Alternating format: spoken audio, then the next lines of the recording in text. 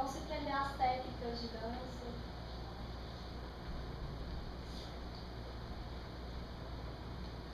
Tudo isso realmente tem a ver com o conceito de jogo. E a gente vai ver isso agora a partir desses autores que a gente está tratando. Eu vou trazer dois conceitos para vocês que eu acho que talvez vocês já tenham se apropriado deles aqui de alguma forma, né? Porque eu acho que a maioria de vocês já passou por jogos e brincadeiras aqui na FEF, já passou pela psicologia, já passaram esse jeito de aprendizagem? Ou estão passando? Né? Tô dando pistas.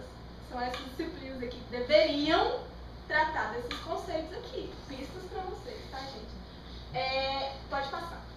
Então, primeiro, eu vou trazer um conceito que ele é muito, vamos dizer assim, ele já faz parte do senso comum aqui da FEF, que é a partir de onde a gente vai entender a construção metodológica do que seria educação física, que é o coletivo de autores. Acerca do jogo, ele vai falar assim pra gente: o jogo é uma invenção do homem, um ato em que intencionalidade e curiosidade resultam num processo criativo para modificar imaginariamente a realidade presente. O que é isso? Não entendi nada. E o Elconin vai falar: o jogo é uma atividade em que se reconstrói, sem fins utilitários diretos, as relações sociais. Mas, Bruna, o que é isso? Não entendi nada do que é o jogo. Para mim, isso aí não significa nada. Calma, porque agora a gente vai trabalhar para a gente compreender esses conceitos. E a gente pode perceber algumas relações entre eles. Porque o primeiro vai partir da compreensão do segundo aqui. Certo? Então, vamos lá. Pode passar, Pamela. Depois a gente vai voltar aqui nesses conceitos. Então, a gente vai partir para entender o jogo e a brincadeira e a relação dele com a educação infantil a partir da abordagem histórico-cultural que a Pamela apresentou aqui pra gente. Dentro da psicologia histórico-cultural, o Vygotsky, o Leontiev, o Luria, o Zaporozhetsky, o Davidov, todos eles falaram sobre o jogo e sobre a importância do jogo para o desenvolvimento humano e o papel dele no aprendizado. Mas foi o Elconin quem elaborou uma teoria dentro da psicologia histórico-cultural acerca do que seria o jogo infantil. Eu acho importante também a gente sempre ressaltar o que possibilitou esses autores a desenvolver essas teorias. Primeiro, eles atribuem a complexidade da teoria que eles escreveram ao trabalho coletivo. Porque sem o trabalho de todos os outros autores que compõem a psicologia soviética, não seria possível o Elconin produzir a teoria dele acerca do jogo. Assim como o Vygotsky, sem o trabalho dos companheiros dele de estudo, não conseguiria construir a sua concepção de aprendizado e desenvolvimento humano. Então, o trabalho coletivo na produção do conhecimento é um ponto fundamental para a gente entender esses autores. Tanto que a gente percebe a influência de um estudo de um desses autores nos outros autores. E eu acho que quando vocês começarem a se aproximar melhor desses autores, começarem a ler, vocês vão perceber isso. E é o que a gente vem percebendo ao longo dos nossos estudos. Então, o Elconin, ele é um autor mais recente, né? Ele não trabalhou com o Vygotsky.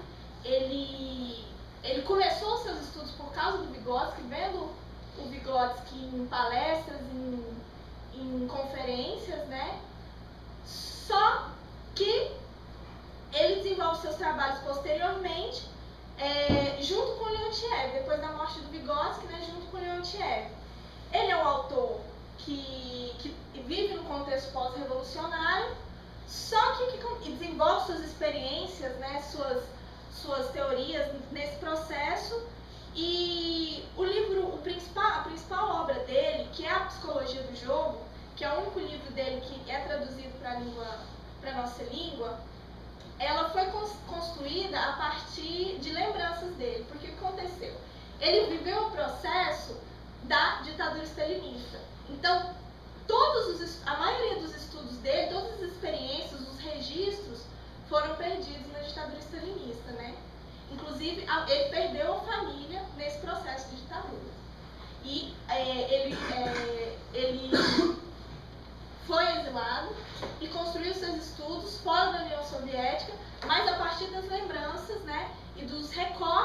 conseguiu acerca do que ele já tinha estudado. Então a gente pensa, se ele tivesse aqueles estudos na íntegra, o que teria sido produzido acerca disso, né? E a gente agora vai entender o que é essa teoria. A gente tem que entender primeiro o jogo enquanto uma construção humana. O que significa isso? A Pamela não falou lá que nós, seres humanos, somos sujeitos históricos, sociais e culturais. O que significa isso, gente? Olha só.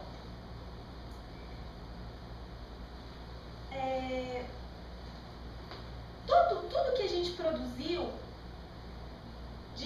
como a Pamela disse, tanto os instrumentos materiais como os instrumentos simbólicos, tudo que a humanidade produziu, a própria linguagem, né, ela é proveniente de um processo histórico de desenvolvimento da atividade vital humana, que esses autores vão colocar como trabalho.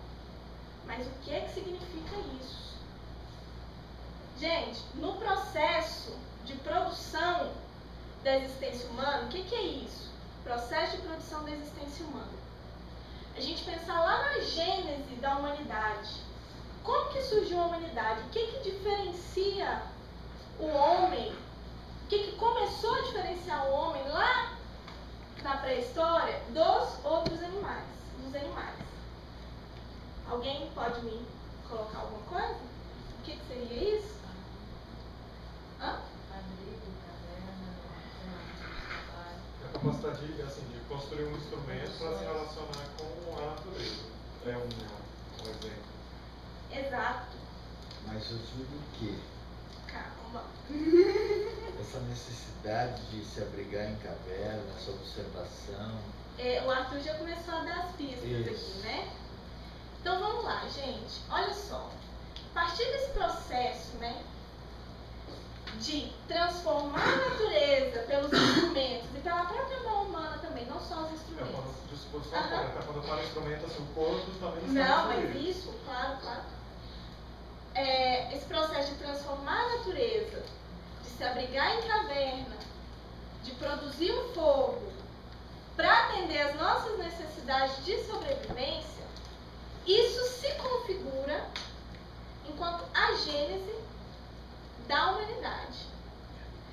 A partir do momento em que esse processo se torna coletivo, em que os homens de forma coletiva se unem e trabalham e de forma exercem a sua ação na natureza de forma consciente e criativa, porque o processo de transformação da natureza pressupõe um processo criativo, de planejamento, de organização mental, né, da nossa ação, antes que a gente efetue essa ação, não é verdade?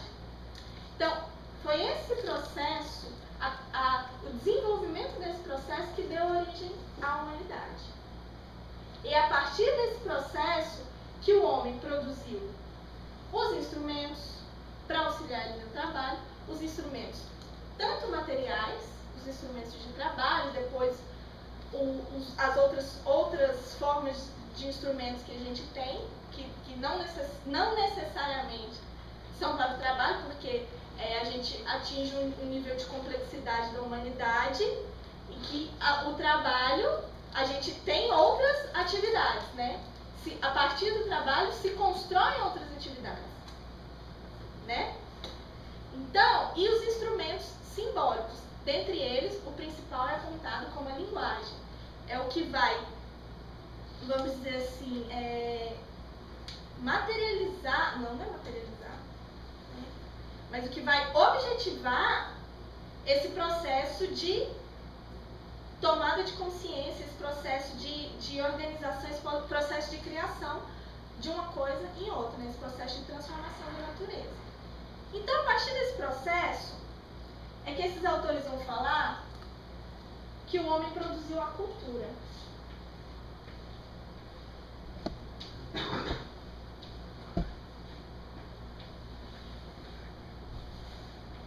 O que é a cultura? Alguém pode tentar colocar para mim o que seria a cultura? Ou algum elemento, ou alguma coisa. A partir do que eu falei, a partir do que vocês já entendem por cultura. Um conjunto das produções humanas. Conjunto das produções humanas, né? Derivadas da nossa atividade de transformação da natureza. Ou, em outras palavras, que eles dizem um capital social historicamente construído por um grupo coletivo, né, de pessoas que o seu fazer cotidiano, ao longo de um determinado período de tempo, forma a cultura. É isso. A cultura é tudo aquilo o que a humanidade já produziu e vem produzindo ao longo da história. Produzido e acumulado. A cultura é o que vai mediar a nossa relação com o mundo. Então, a cultura é a mediação.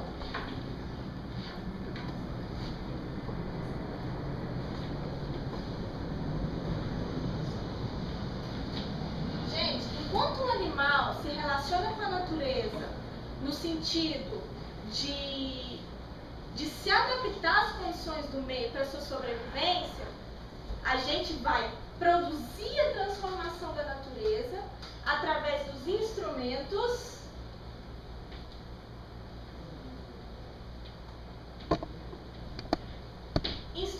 que são materiais, que são os signos. Alguém pode me dar um exemplo de um signo humano? Um instrumento material? Oi? A cruz. A cruz. É um signo humano. Mais alguém? Só pra gente ilustrar. Cadeiras. Cadeira. Mais algum?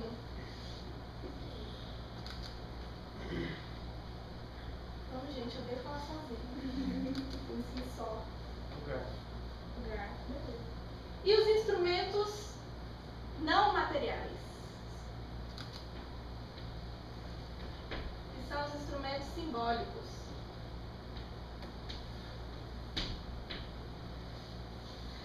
Alguém pode me dar um exemplo? A linguagem. É um Linguagem, instrumento. muito bem. Mais algum além da linguagem?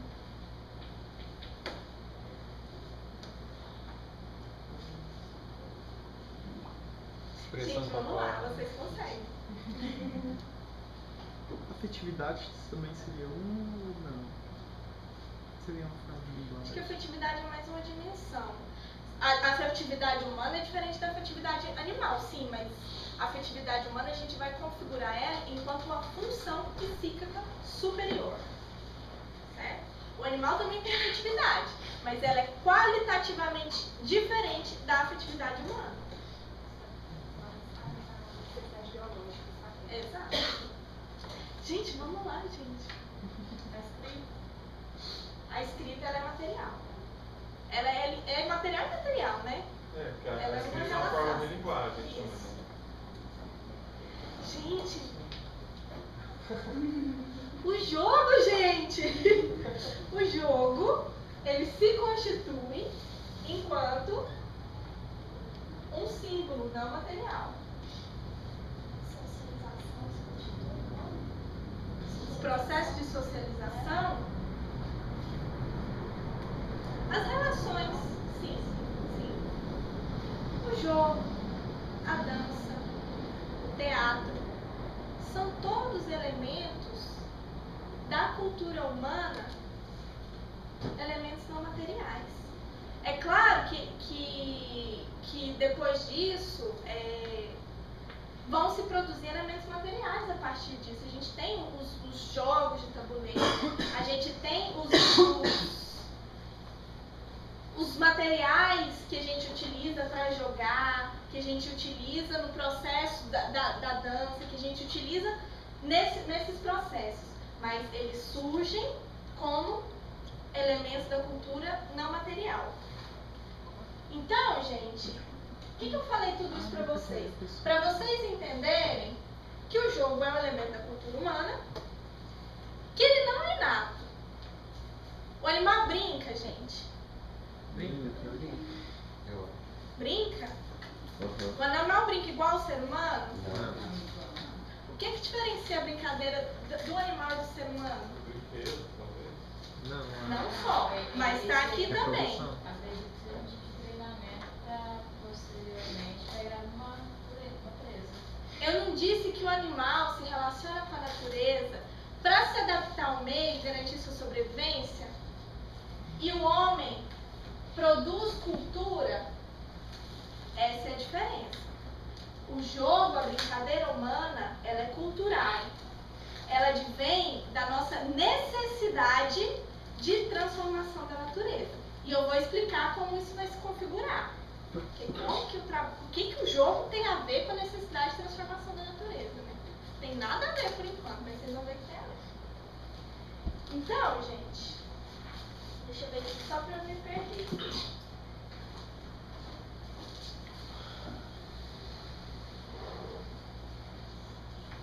Volta lá nos conceitos, só pra gente ver se a gente ampliou um pouquinho. Olha só.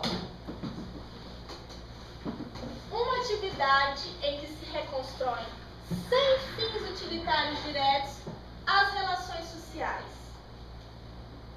Uma atividade em que se reconstrói, sem fins utilitários diretos, as relações sociais. Qual é o seu nome? Oh? Inês. Ela falou que o animal brinca. Maria Inês. É Inês. Uai. Que o animal brinca como uma forma de treino para atividade de caça, de conseguir o seu alimento, certo? O homem, ele joga, ele brinca sem fins utilitários diretos.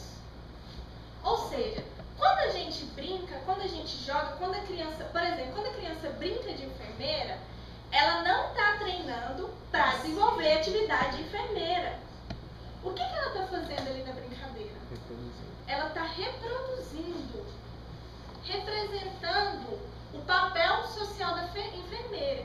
E mais, ao mesmo tempo, ela está se apropriando desse papel para si. Esse papel social que ela observa, ela está se apropriando dele. Isso se dá dentro do jogo e da brincadeira. Então, é uma atividade que se reconstrói as relações sociais.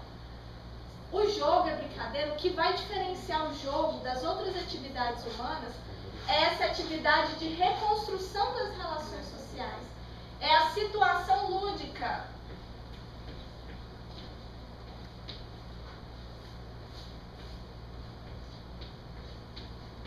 Gente, o que é lúdico?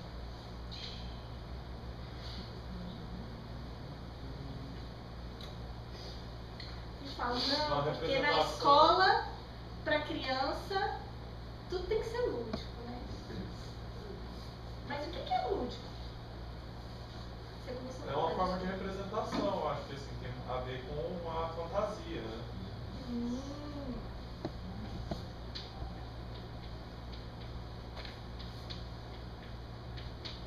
Gente, atividade lúdica, o lúdico, ele tá relacionado justamente à criação dessa situação fictícia, dessa reconstrução, certo? Então não vamos considerar tudo como lúdico. E lúdico é como sinônimo de diversão. Não é isso. O lúdico se configura enquanto uma atividade de reconstrução, de criação de uma situação científica. Beleza. Esse é o conceito geral que eles trazem acerca do jogo. Mas será que existe só uma forma de jogo? Será que, por exemplo, os nossos alunos lá do ensino fundamental do ciclo 2 brincam e jogam da mesma forma que os nossos alunos lá da educação infantil? Não mesmo. Vamos lá. Quando a gente gente vai dar aula, eu não sei se alguém já teve essa experiência. Do que as crianças mais velhas gostam de brincar, de jogar? Futebol, o que mais? Mas Queimada. é quantos anos? Ciclo 2, 10 anos, 11 anos. Eu vejo na educação física é muito Queimada. esporte, né? Queimada, o esporte. Ou a reprodução do esporte, né? Aham. Vamos pensar na diferença. Reprodução. E a criança mais nova? Do que ela mais gosta de brincar? Do que ela mais brinca? Faz de conta que tem um carro de faz de conta. Faz de conta. O que esses autores vão falar? A Pamela já deu algumas pistas. Na idade pré-escolar, que é justamente a idade quando as crianças estão entrando lá naquelas turminhas que eu falei da pré-escola lá, se inserindo no processo da educação formal, é o jogo e a brincadeira que vão se configurar enquanto atividade principal da criança. Atividade, a Pamela já falou muito bem, o que se configura enquanto atividade. Só que eu acho que a gente pode ir além, porque a atividade, ela se configura enquanto uma praxis humana, mas ela está ligada a uma necessidade. Então, a atividade é uma ação humana, consciente, criativa, né, ligada a uma necessidade, certo? Mas qual que é a necessidade que a criança tem para brincar de faz de conta? A gente não fala lá sobre que o homem é um ser cultural, proveniente desse desenvolvimento cultural? A criança, ela tem a necessidade de fazer parte desse processo, de fazer parte do processo de apropriação cultural, do processo de construção da cultura e do processo das relações de trabalho humanas. Mas as condições de criança dela e a complexidade das relações de trabalho não permitem que a criança faça parte desse processo, não é? Então, a forma como as crianças desenvolveram e não desenvolveram, não consigo trabalhar, vou brincar de faz de conta. Não foi assim, eu vou explicar como se deu isso na história, certo? A forma como a criança busca atender essa necessidade de fazer parte desse processo é representando essas atividades, representando essas relações humanas, esses papéis sociais. Eu estou dizendo que a brincadeira de faz de conta da criança só representa as relações humanas? Não. A criança também brinca de imitar o animal, de fazer as coisas que o animal faz. Mas a atividade guia, a atividade principal do desenvolvimento da criança na idade pré-escolar é o jogo protagonizado, que é o jogo que reconstrói, sem fins utilitários diretos, as relações sociais dos adultos. Quando a criança brinca de casinha, ela não quer ser o bebê, ela não quer ser a criança. Quem que ela quer ser? Quando a criança brinca de escolinha, quem que ela quer ser? Ela quer ser o professor. Então, são esses papéis que para a criança são mais importantes, né, na produção da vida humana, é que vão motivar, é o que vai motivar a criança a jogar. Eu disse agorinha que na história humana, nem sempre a criança brincou, precisou, nem sempre ela teve essa necessidade. Porque lá na pré-história da humanidade, os processos de trabalho eram menos complexos do que eles são hoje. E isso permitia que a criança fizesse parte integralmente desse processo de trabalho, de produção da nossa existência, da produção da cultura. Ela não tinha necessidade de reproduzir isso em jogos. Só que no processo de desenvolvimento, na complexificação dos processos de trabalho, isso foi, e dos instrumentos também, né, isso foi excluindo, não possibilitava mais que a criança fizesse parte desse processo. E ela tinha necessidade de fazer parte desse processo, ela sentia essa necessidade.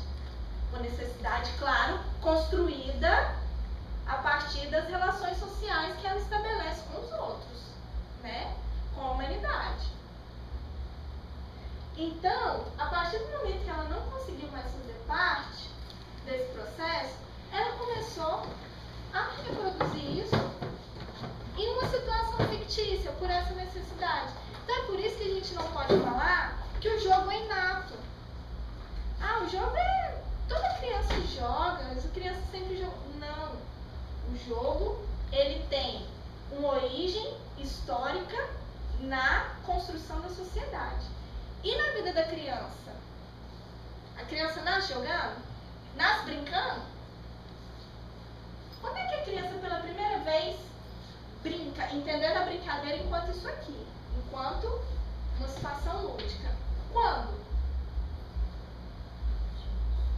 Quando ela compreende o lugar onde ela está. Quando ela compreende o lugar em que ela está. Alguém mais? Então, isso pressupõe a compreensão. E a compreensão pressupõe o quê? Isso aqui é desenvolvimento. Nível de desenvolvimento. Mas tem uma coisa que é essencial na teoria que a Pamela falou. E que eu falei também. Tá ligado a esse aqui, ó. A linguagem, quando a gente entende a Mais alto, gente, linguagem. pode falar. Linguagem. A Quando ela linguagem. sabe apresentar. A construção simbólica. E a gente vai entender por quê. Peraí. Eu faço uma bagunça, aí depois a gente não tem. Mas um dia eu consigo me organizar, né? Bruno, posso dar um 9 entre 10 exemplo dessa plaga aí? Claro, claro. Agora mesmo, essa semana voltando da viagem lá de Macapá, tinha uma mãe segurando um bebê no colo. Um bebê pequenininho, que não falava, obviamente. Mas falava. Não falava, mas falava.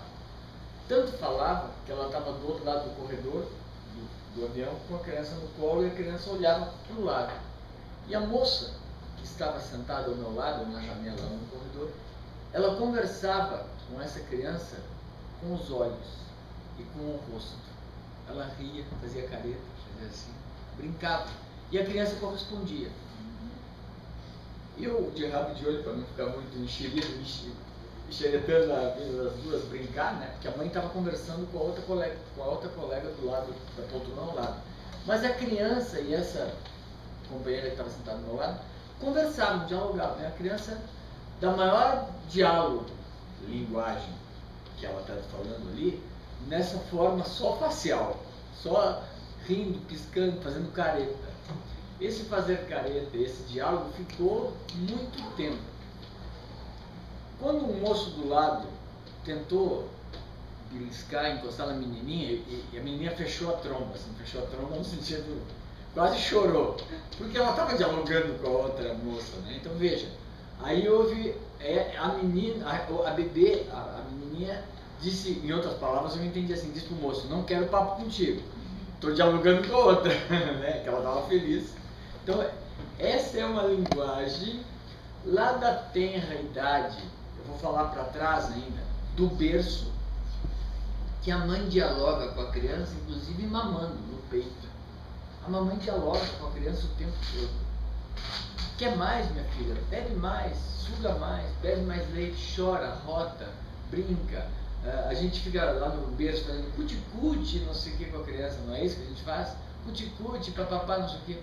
A criança corresponde com a gente nesse jogo simbólico o tempo inteiro. E aqui está o tempo inteiro uma criança maquinando. Aqui está construindo símbolos, significados, emoções, aí não é. Não, vou parar, porque você está falando. Não, eu vou partir disso que você está falando. Antes mesmo da criança começar a falar, a objetivar essa linguagem, ela vem ao longo do seu processo de desenvolvimento ontológico, que está relacionado àquela espiral que a Pamela fez aqui, ela vem construindo essa capacidade que inicialmente ela vai se dar de forma interna. E ela só vai se objetivar, que a gente vai perceber assim. Como o Chico falou, a gente pode perceber isso de diversas formas. E ela vai se objetivar efetivamente quando a criança começa a falar. A gente pode ver que quando a criança começa a falar, quem tem criança pequena dentro de casa pode perceber isso. O desenvolvimento da criança vai ser, uou, dá um salto, não é? A partir do momento, é aquilo que a Pamela falou. Vocês lembram do desenvolvimento filogenético? Até a criança começar a falar, depois que a criança começa a falar. A partir dessa linguagem, a partir do momento que ela fala, a capacidade simbólica dela vai dar um salto qualitativo muito grande. Isso que vai, depois disso, depois do surgimento da linguagem, é o que vai desencadear todo o processo de desenvolvimento, de aprendizado dela. É na linguagem que se vai basear o processo de aprendizado da criança. É o que vai mediar a relação da criança com os outros sujeitos. Certo? Então vamos lá. Na ontologia, no processo ontológico, o que é isso, processo ontológico? É o processo de desenvolvimento único que cada um de nós vamos passar. Eu tenho um processo de desenvolvimento ontológico, a Pamela tem outro, a Fernanda tem outro, a Inês tem outro, o Ian tem outro, certo? Então, só que a gente tem que pensar nesse desenvolvimento ontológico como um processo de apropriação cultural, porque nós somos sujeitos diferentes, com processos ontológicos diferentes, mas que pertencemos a uma mesma cultura, a cultura humana. Então, esse processo vai se dar pela apropriação da cultura que a humanidade criou de uma certa forma. E a criança, sim, nasceu. Aí ela nasceu, então agora eu vou me apropriar da cultura. Ela faz isso sozinha, gente? Como é que ela faz isso? Pode falar alto, Por meio da mediação. pela mediação. Mediação de quem?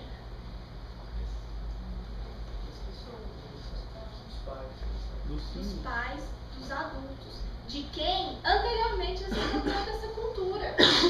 É lá o homem da pré-história, quem fez a Revolução Industrial, quem participou da Revolução Industrial, quem criou o celular, quem criou o computador, que vai lá na criança falar o que é isso, como que usa isso. Não. É o adulto que está próximo da criança, que já se apropriou de tudo isso, por meio da linguagem, por meio do conhecimento, que vai proporcionar isso na criança. Então, gente, pensando agora no jogo, no desenvolvimento ontológico, eu disse que a criança não nasce brincando. Quando a criancinha bem pequena está lá, ela pega um objeto e joga no chão. Vai lá, pega de novo e joga no chão. E ri, se diverte com aquilo. Deixa eu falar que gracinha lá, meu filho brincando. Isso é brincadeira? Pensando naquele conceito. Não, isso não é brincadeira. Ela não está reproduzindo as relações sociais a partir da necessidade de fazer parte disso. Essa necessidade de fazer parte disso ainda não se desenvolveu na criança. Isso só vai surgir e se desenvolver a partir do processo de apropriação da cultura, quando ela vai começar a fazer parte dessa cultura. Só que antes disso, acontecem coisas necessárias, desenvolvimentos e aprendizados necessários para que ela comece a sentir essa necessidade. Aí o que esses autores vão fazer? Eles vão elaborar uma tentativa de periodização do desenvolvimento. Outros autores fizeram isso. Piaget fez isso. O Freud fez isso. O Vallon fez isso. E os autores da Psicologia Histórica e Cultural também fez isso. Eu vou, pelo tempo que a gente tem, eu vou pegar um desses exemplos para dialogar com a periodização que esses autores fazem, que é a do Piaget. Como a Pamela falou, O Vygotsky dialoga muito bem com a periodização que o Piaget faz, né, acerca do desenvolvimento humano. Vocês que acabaram de passar por psicologia vão me ajudar. Como é que é essa periodização do Piaget?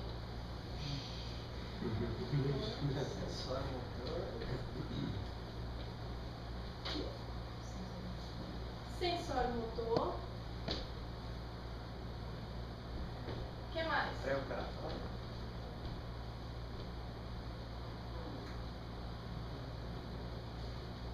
O que mais? Operatório concreto. O que mais?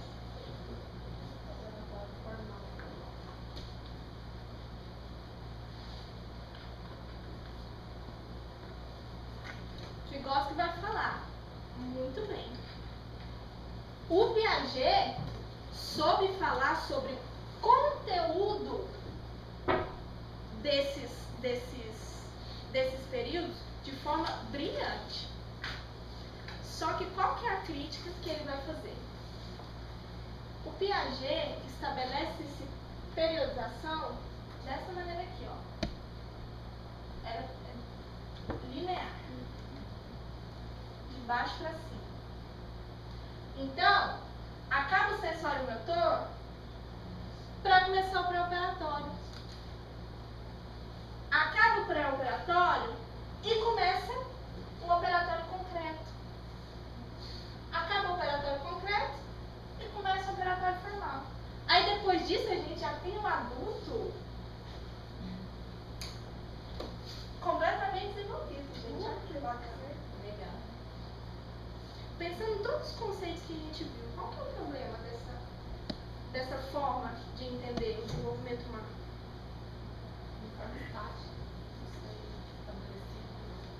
É como se todas as crianças passassem por esse processo de baixo para cima, da mesma forma, no mesmo tempo, ó, sensório motor. De 0 a 3 anos a criança é sensório motor. De 3 a 6 anos a criança é pré-operatório formal. Aí, de repente, no dia do aniversário dela, que ela faz 7 anos, ela é operatório concreto. É isso, gente. Não, não é isso. Então, quando a gente vai pensar a periodização do desenvolvimento na perspectiva histórico-cultural, a gente primeiro tem que pensar na forma aspiralada de aprendizado e desenvolvimento humano, sempre na ampliação. E pensar também que não é assim, termina um para começar o outro, termina o outro para começar o próximo, até a gente chegar no adulto formado completo, que somos nós, né? Olha que gracinha. Não. Todo o conteúdo do pré-operatório. Alguém pode me dar uma característica do pré-operatório, só para a gente ilustrar? O que a criança faz nesse período? Um conteúdo. A linguagem. A linguagem. Boa, a linguagem. Nossa, comigo, mas não a linguagem, ela só vai aparecer lá no pré-operatório. De conteúdo, isso é certo. Mas, não é assim, a criança acorda, pronto, falei. Adquirir a linguagem. Não.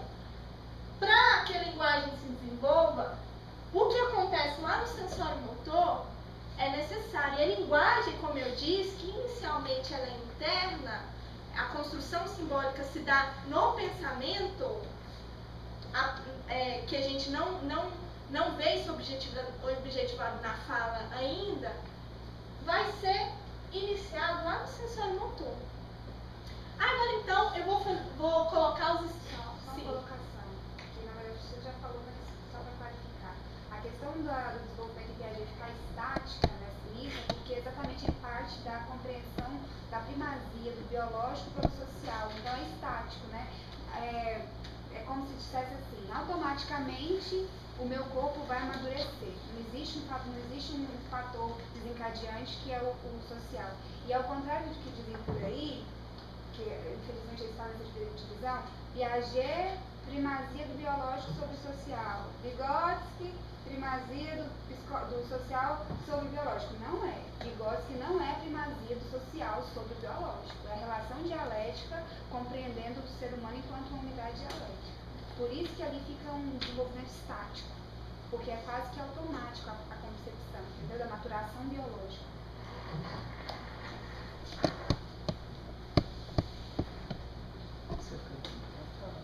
Vamos beber água.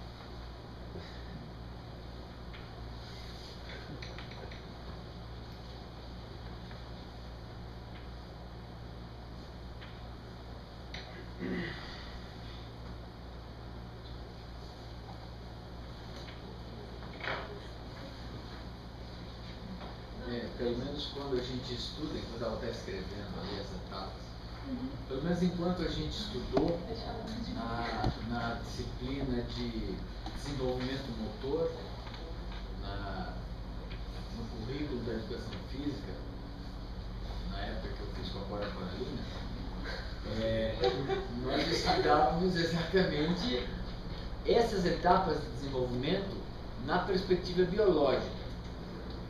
E não se tinha leitura do aspecto social, porque o Piaget não carrega nos seus conceitos, nas suas escritas, o aspecto social como determinante ou como que interage com o biológico. Ele enfoca, ele enfatiza muito o desenvolvimento biológico mesmo, é o crescimento corporal. E ele não faz essas relações que a Bruna está dizendo, a Paula está salientando ainda mais, né? Nem o pessoal da linha americana faz, né?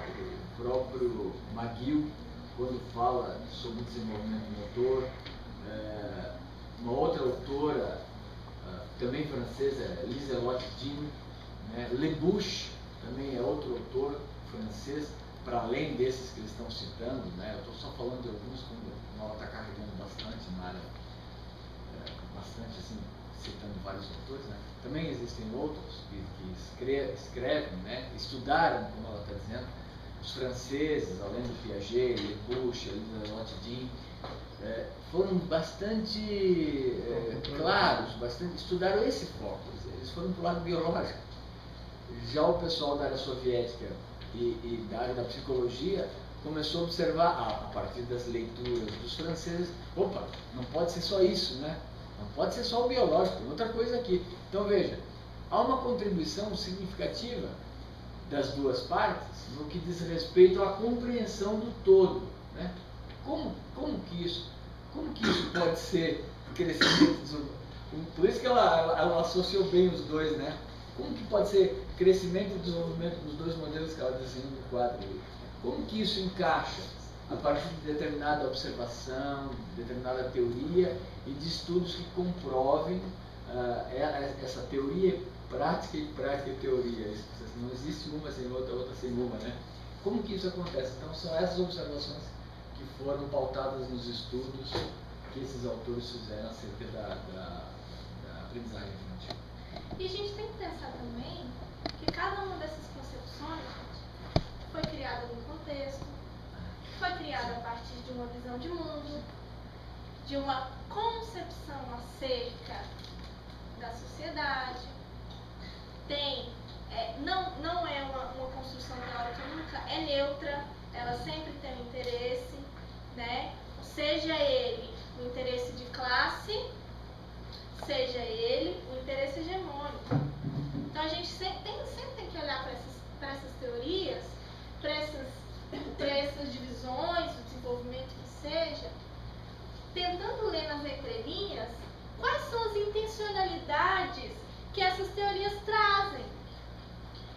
Por que o Piaget pensou na periodização do desenvolvimento dessa forma?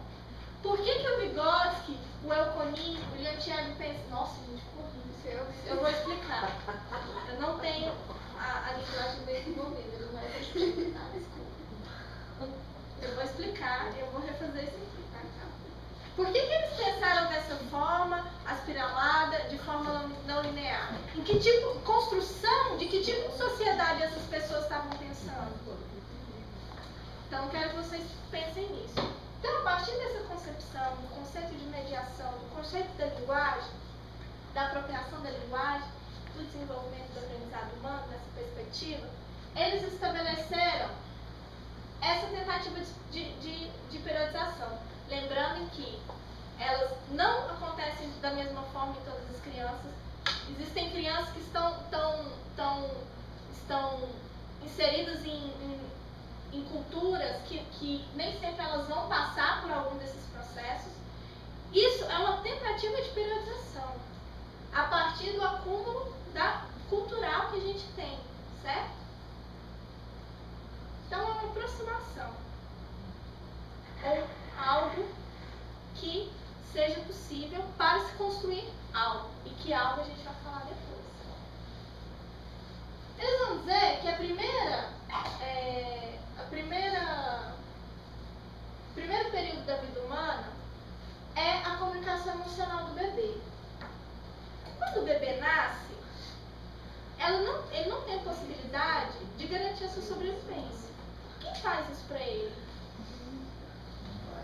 Os pais. As pessoas que criam esse bebê.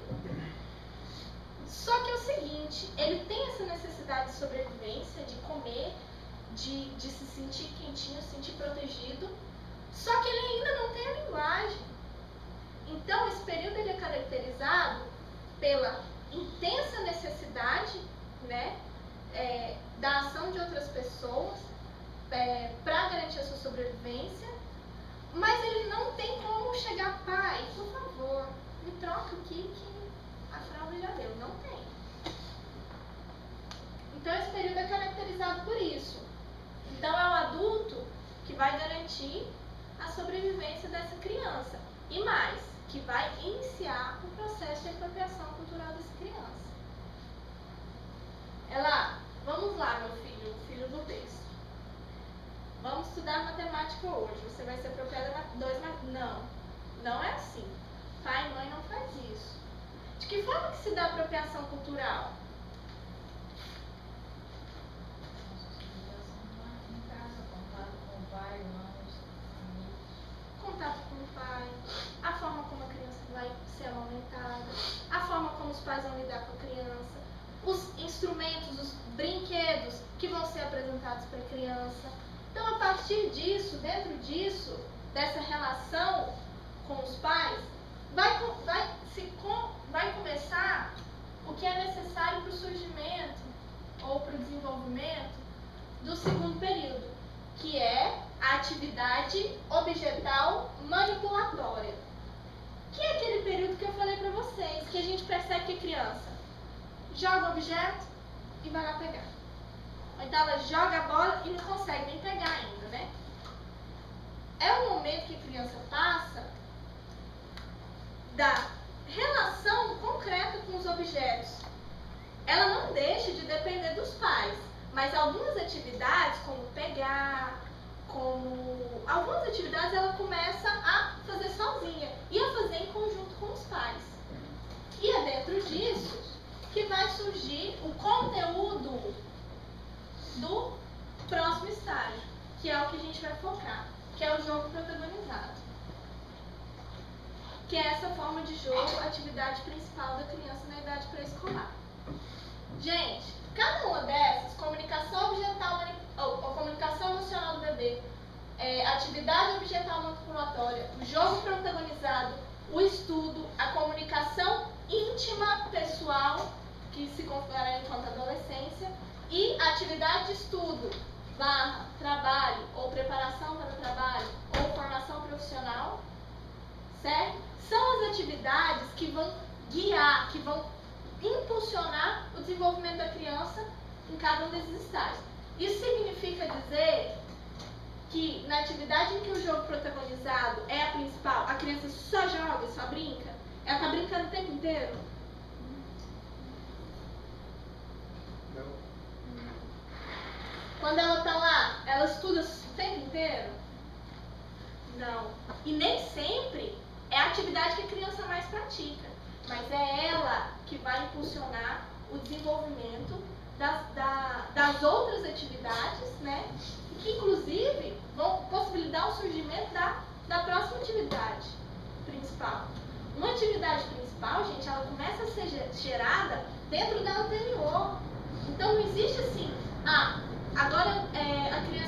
vai jogar mais, agora ela vai estudar. Essa vai ser a atividade. Não, uma começa a surgir da outra. E a próxima sempre. Nossa Senhora. É porque eu estava escrevendo, prestando atenção no que você estava falando. Aí ficou tudo assim. A próxima, a atividade anterior, sempre vai estar presente na próxima. Então a gente tem que começar a pensar o processo da educação infantil nisso. A criança está saindo dessa atividade, está saindo desse período, entrando nesse, que não é um processo linear, um dia eu sou esse, outro dia eu sou aquele. Isso se dá um processo dinâmico, né? E principalmente nessa transição aqui, que é quando a criança entra na escola. A gente está lá, as instituições de educação infantil, nas creches, né, principalmente nas instituições filantrópicas. Não existe necessariamente um trabalho intencional educativo. A atividade que acontece nessas instituições é basicamente pautada na brincadeira, né? Mas a brincadeira de uma forma espontânea, a criança vai, brinca ali naquele espaço. Aí, de repente, ela entra na escola, tá? Ensino fundamental. Aí ela entra naquela sala, tudo enfileirado, ela tem que sentar, olhar para o quadro, prestar atenção na professora. Gente, que ruptura é essa? Aí a gente quer que a criança fique quieta, preste atenção, não se disperse. A gente tem que entender esse processo educativo a partir desse processo aqui, que é dinâmico e que não é linear, que não acaba um para começar o outro, assim, do jeito que a gente quer. Então tá, o jogo protagonizado, eu vou focar agora nessa atividade. Foi o meu objeto de estudo, né? O jogo protagonizado, ele vai possibilitar, pode passar, Pamela, lá, aí, bora. Ó, é a forma como as crianças aprendem os papéis sociais, como eu já falei anteriormente. Ao mesmo tempo que ela reproduz, ela vai aprendendo, tomando para si esses papéis. Aí é importante a gente pensar. Quando não há uma mediação intencional acerca desse processo de apropriação, quando a criança vê, por exemplo, as relações que o pai trabalhador sofre no seu dia a dia do trabalho, ela vai começar a apropriar para si essas relações de uma forma muito natural. Assim como acontece as relações de violência dessa sociedade que a gente vive. Vai acontecer um processo de naturalização disso. A criança, ela vê aquilo, né? Ela vai começar a se apropriar daquilo quando não há um processo de mediação, né? De compreensão do que é aquilo em sua totalidade. A criança vai se apropriar disso dessa forma, como ela vê, como aparece para ela, né? E ela vai acabar se desenvolvendo, naturalizando esses tipos de relações, né? Além disso, é a atividade principal da criança que vai motivar, que vai impulsionar o desenvolvimento das funções psíquicas superiores. O que são as funções psíquicas superiores? A gente já falou um pouquinho disso. Alguém pode lembrar? A afetividade é uma função psíquica superior. São, memória. Exato. Esses autores vão definir essas atividades como atividades estritamente humanas. São as